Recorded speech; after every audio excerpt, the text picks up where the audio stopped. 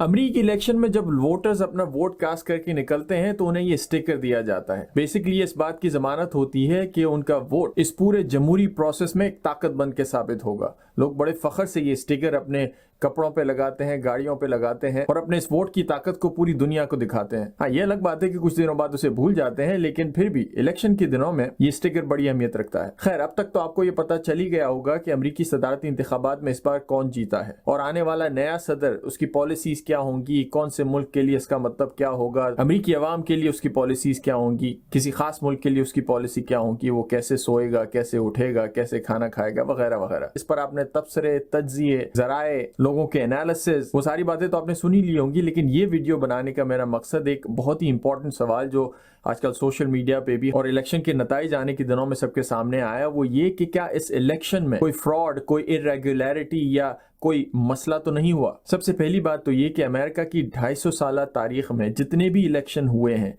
किसी भी इलेक्शन के नतीजे में शायद ही कोई ऐसा साल गुजरा हो जिसमें हारने वाले कैंडिडेट ने या उसकी पार्टी ने कोई कंसर्न शो ना किया हो या कोई कंप्लेन ना की हो। हर इलेक्शन के आखिर में आधे लोग खुश होते हैं और आधे लोग नाराज होते हैं और इतने बड़े मुकाबले के खत्म होने के बाद ये चीजें बहुत सारे इलेक्शंस में कॉमन नजर आती हैं। लेकिन जाहिर सी बात है, बाकी चीजों की तरह इस मामले में भी जब सोशल मीडिया पर कोई बहुत बड़ी डिबेट चलती है तो लोगों की अटेंशन उसके बारे में काफी देर तक रहती है। तो आज मैं इलेक्शंस के हवाले से अमेरिका में किस तरह इलेक्शंस मुनक्किद कराए जाते हैं उसके हवाले से चंद बातें जो है वो क्लियर करना चाहता हूँ, स्पेशली उन लोगों के लिए जो अमेरिका में नहीं रहते या जिन्हें उस प्रोसेस से बाखबर नहीं है कि किस तरह इलेक्शन होता है। सबसे पहली बात तो जिस तरीके से या जिस प्रोसेस के थ्रू यहाँ पे इलेक्शन होता है, वहां किसी भी एक पार्टी या किसी एक शख्स के लिए इस पूरे सिस्टम को कंट्रोल करना या अपने मतलब के नतीजे लाना मुश्किल ही नहीं, ऑलमोस्ट इम्पॉसिबल है। वो इसलिए नहीं कि यहाँ पर फरिश्ते बसते हैं, बल्कि वो इसलिए कि अगर शैतान भी बसते हों तो जिस प्रोसेस के थ्रू ये इलेक्शंस होते हैं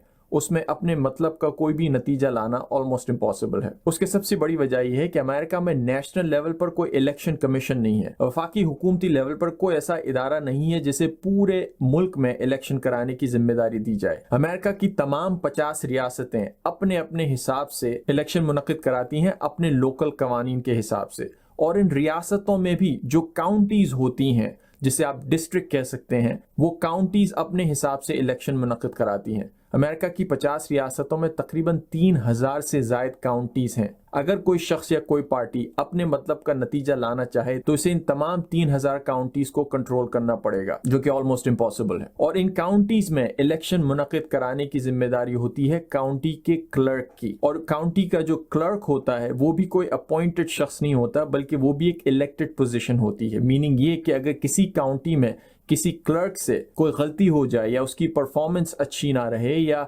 इलेक्शन कराने में कोई ट्रांसपेरेंसी के इश्यूज आ जाएं तो उसकी अपनी पॉलिटिकल साख, उसका अपना करियर भी दांव पर लग जाता है। और अगर उसे खुद इलेक्शन लड़ना पड़े नेक्स्ट टाइम या उसकी पार्टी को इलेक्शन लड़ना पड़े नेक्स्ट टाइम तो वो भी उनके लिए एक सवालिया निशान बन जाता है। इसीलिए उन्हें ये मेक श्योर करना होता है कि उनकी काउंटी में किसी भी किस्म की इरेगुलरिटी ना हो और जो रिजल्ट सर्टिफाइड हों उससे तमाम लोग मुत्तफिक हों। और सिर्फ यही नहीं, इलेक्शन कराने का अमला जो है या जिसे आप इलेक्शन स्टाफ कहते हैं मुख्तलिफ पोलिंग स्टेशंस में, वो स्टाफ भी जो है काउंटी हायर करती है लोकल लेवल पर। और उन पोलिंग स्टेशंस में काम करने वाले लोग भी उसी कम्युनिटी में रहने वाले लोग होते हैं, उसी काउंटी में रहने वाले लोकल लोग होते हैं जिनका ताल्लुक दोनों पार्टियों से, इवन इंडिपेंडेंटली या किसी भी पार्टी से हो सकता है। मीनिंग ये कि ये आम लोग हैं जो बज़ाहिर बाकी दिनों में अपनी नॉर्मल जॉब्स कर रहे होते हैं और सिर्फ इलेक्शंस के दिनों में अपनी मर्जी से वॉलंटरीली इन जॉब्स को अप्लाई करते हैं। सीजनल जॉब्स होती हैं, उनको इस काम के पैसे मिलते हैं और जब वो एज एन इलेक्शन स्टाफ वहां पर काम करते हैं तो मुख्तलिफ बैकग्राउंड से आते हैं, उन्हीं लोकल कम्युनिटी से, उन्हीं लोकल सिटीज से। और फिर जब ये इलेक्शंस हो जाते हैं तो इन वोट्स को काउंट करना, उनको सर्टिफाई करने का भी मल्टीपल लेवल पर प्रोसेस होता है। सबसे पहले तो जिस काउंटी में इलेक्शन हुआ है उस काउंटी का क्लर्क जो है उस रिजल्ट्स को सर्टिफाई करेगा। फिर ये तमाम रिजल्ट जब सर्टिफाई होते हैं तो उस रियासत की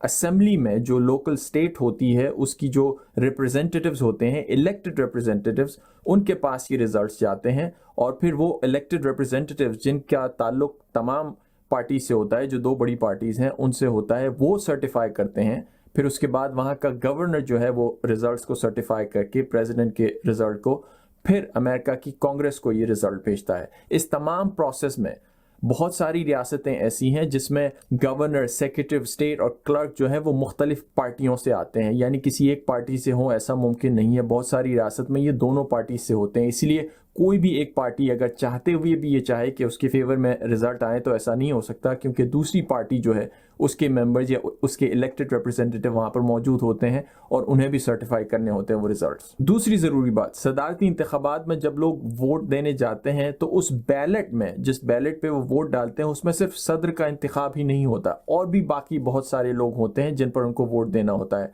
मसलन उस रियासत में अगर किसी सेनेटर का इलेक्शन हो रहा है तो उस पर भी वोट डालना होता है, किसी हाउस ऑफ रिप्रेजेंटेटिव के लिए, लोकल स्कूल बोर्ड के लिए, लोकल रिप्रेजेंटेटिव के लिए, उस रियासत की असेंबली के मेंबर के लिए। उसके अलावा और बहुत सारे जो लोकल प्रपोजल्स होते हैं, मसलन किसी इलाके में कोई नई लाइब्रेरी बननी है या कोई नया स्कूल बनना है या उसके लिए कोई नया टैक्स लगाना है, तो ये तमाम सवालात जो हैं वो उस एक बैलेट पे मौजूद होते हैं और उस पर लोग मुख्तलिफ इश्यूज पर अलग अलग किस्म के वोट्स देते हैं। मैं इसलिए कह रहा हूं कि अगर किसी वजह से किसी का कोई एक बैलेट जो है डिस्क्वालीफाई हो जाता है या किसी वोटर का बैलेट जो है गलत तरीके से कास्ट होता है, जब वो बैलेट रिजेक्ट होगा तो ना सिर्फ सदर का इंतखाब रिजेक्ट होगा बल्कि डाउन द लाइन ये तमाम चीजें उसके लिए रिजेक्ट हो जाएंगी। कहने का मकसद ये है कि अगर किसी रियासत में किसी एक पार्टी के सदर को वोट मिल रहे हैं तो जरूरी नहीं कि उस बैलेट पर उसी पार्टी के बाकी लोगों को भी वोट मिल रहे हैं, उसमें दूसरी पार्टी के लोगों को भी वोट मिलते हैं, दूसरे इश्यूज पर भी वोट मिलते हैं।